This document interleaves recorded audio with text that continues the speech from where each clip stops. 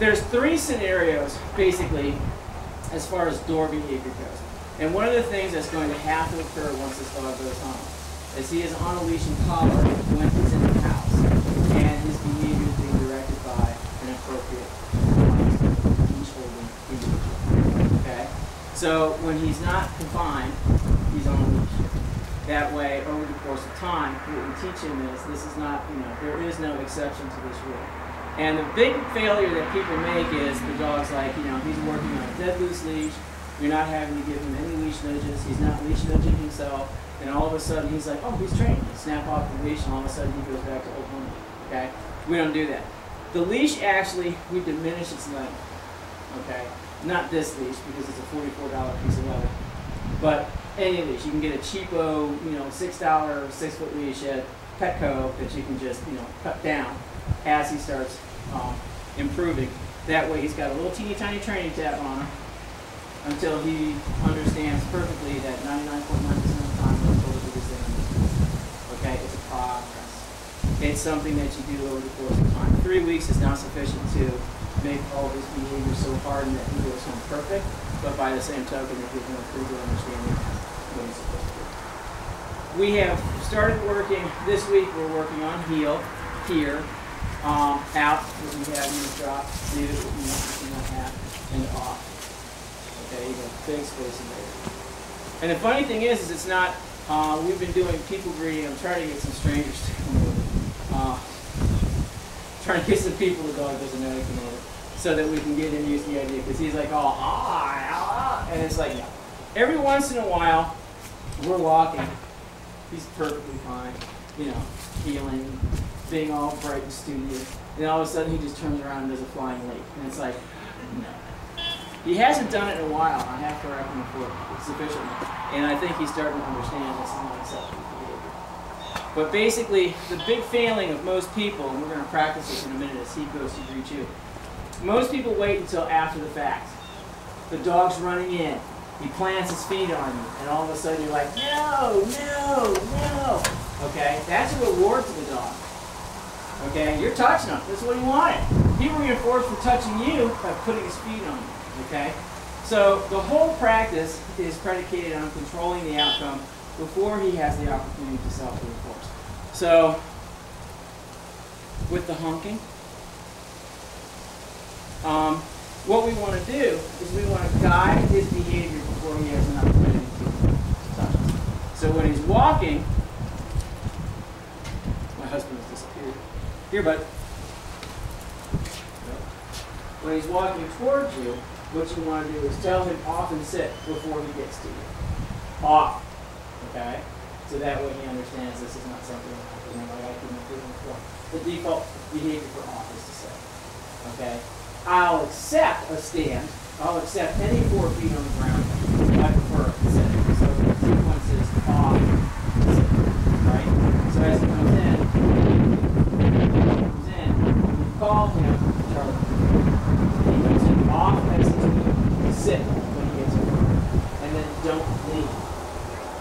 Okay? Because we don't want to invite him to play.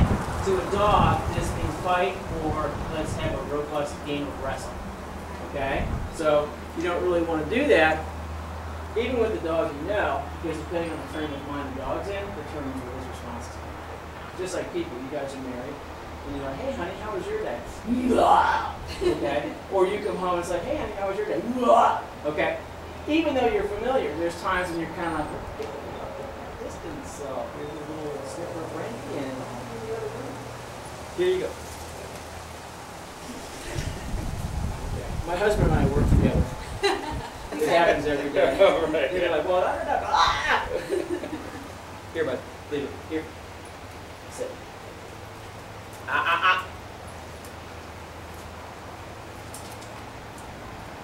Thank you. No, here is the act of turning and looking. All right. Here doesn't necessarily mean go from A to B. Here is a very specific request. Leave it. And when he starts fighting like that, because he's like, I want to see what I want to see. The request is here. To me. All right? Not do what you want to do. Make sense? Good. Thank you. Very nice. big effort for you. Leave it. Thank you. Good. Pressure ends when you get the appropriate response. That's how that works. And it's not yank, yank, yank, yank.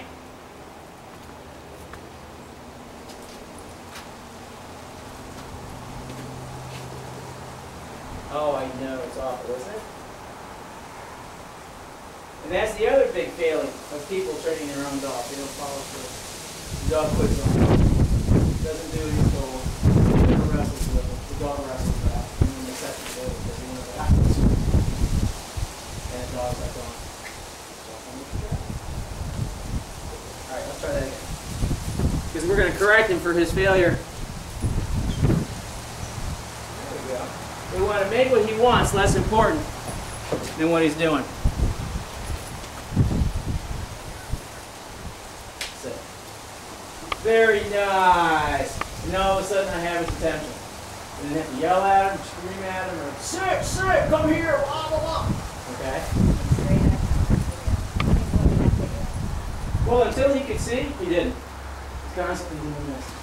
Great job. Okay? And now that he's... yeah, and the thing is that there's some stray hairs in there I got to clear out. But now that you can see, he's got something to look at. Good. Okay, so what we're going to do is we're going to have one of you come forward. And one. Pick one. Come on. There we go. Right there. Now I'm going to take him back, and you're going to call him Charlie here. Now he might be a little resistant because he's on the leash. So, thanks. Good job. But what I'm going to do is give him the whole leash as you call him. Don't advance towards him if he comes in. If he doesn't come, move away from him, encourage him. And then while he's in motion, off, sit. Okay? You ready? Go. Charlie here. Off. Sit. Now you can push him. And again, remember the rules. When he starts fighting, off. When he starts fighting, again, draw. Keep your hand there. Leave it. Drag him. Off. Go here, sit. Here. Back up just a little bit. Here. Off. Sit. Good, good. Now step in. Leave it. Leave it.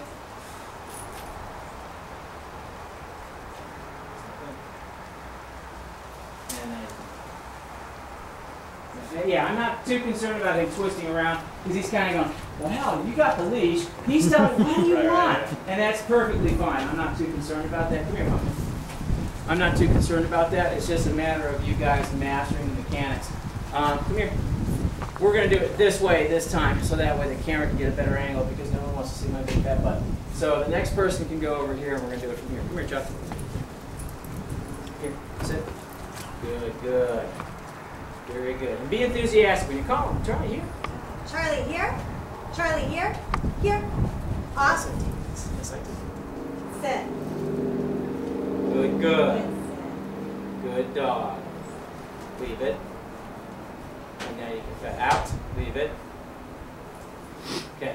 And again, when he's nudging, you see how he's, okay? Control him. Out. Keep your face to yourself. Leave it. Don't do that. Good boy. Here. This is the guy that rolls on his back with 20 reps, or is that somebody else? Yeah. We don't permit that. Yeah, he's big into that, which is basically with this guy. We always give him what he wants pretty much in the way of affection. And the thing is most dogs, what people don't realize, most dogs don't like being pet on the head. Oh, you're such a good... Get the heck away from me. Okay? Most of them, and they actually did a study, they said like 170 some animals, and they filmed them while they were being, fondled all over their bodies. And they actually found out that most dogs don't like it. The only place that they really, really enjoy is under the ear, under the neck, and the chest. Places they can't reach on their own. So, it makes perfect sense to me. If I have an itch I want scratched, I'm like, finding the doorway going, oh, there. They don't like being hugged. They don't like being fondled. They don't like their eyes covered. All the things that you find personally affrontive to yourself, the dogs are the same way. Okay? With me so far? Good. Do you have a question? If he's like not getting excited or happy, or No, this is a conditioning. This is what they call, we're preconditioning this, okay? He still needs guidance. So you call him, Charlie, here, and he comes bounding in, and then he launches himself at you because that's what his prior conditioning has been, and you're going, no, no, off, off. It's too late. So we're telling him preemptively what we want him to do before he has an opportunity to do something we don't want him to do. Make sense? Go. Charlie, here. Be enthusiastic. Come on. Charlie, here. Off. Sit. Never back away. When you back away, you pull him right in. He does this to her a lot. That's twice he's done that. It's okay. You can still pet. Do you usually bet that spot right there? Yeah. There you go. He's preconditioned her to scratch him on the butt. Good boy. Good boy. But what I would do is, in this case, I would only offer the butt scratch after he's cooperated with the behavior that you're after. But good.